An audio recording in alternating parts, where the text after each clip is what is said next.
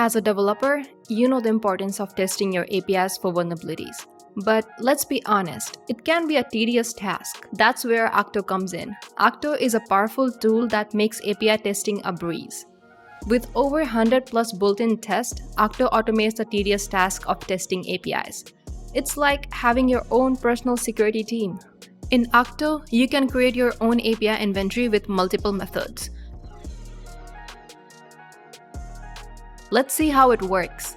I already have an API inventory here, and it consists of number of endpoints, what their method is, what are the sensitive parameters, and what is the authentication type of each endpoint.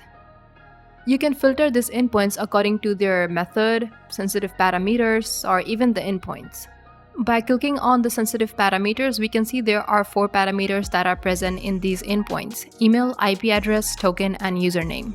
By clicking on sensitive, you can see all the endpoints that have sensitive parameters in it, for example, email, token, username, or password. You can also select each endpoint and go more in detail. For example, here we can see the name of the parameters, if it is sensitive or not, or what is the parameter type, in this case email, what's the location, which is in the request payload, when it was discovered, and what's the value. If you want to see it all together and where they are present, click on sensitive values. Okay, this was about how you can analyze your endpoints that are present in your API inventory. Now let's see how we can test for vulnerabilities. It's very simple, just click on Run Test button on the right side of your screen. In this case, I want to test for mass assignment, so I'm going to uncheck other vulnerabilities.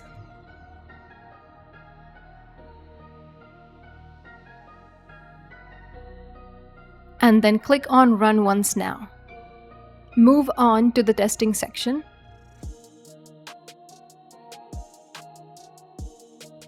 And here you can see a nice report of the vulnerabilities that were found. From issue category, you can filter the endpoints according to their vulnerabilities. I'm going to check for mass assignment.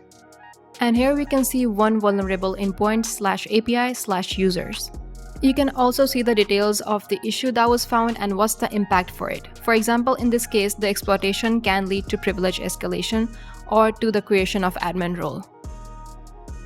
By clicking on original, you can see the expected request and responses. So basically, this endpoint allows a user to sign up. And in the response, the server gives a variable role customer. This customer variable decides the privilege of a particular user. Now let's check attempt. Here we can see role admin variable was assigned in the body of the request, and the server respond with role admin as well.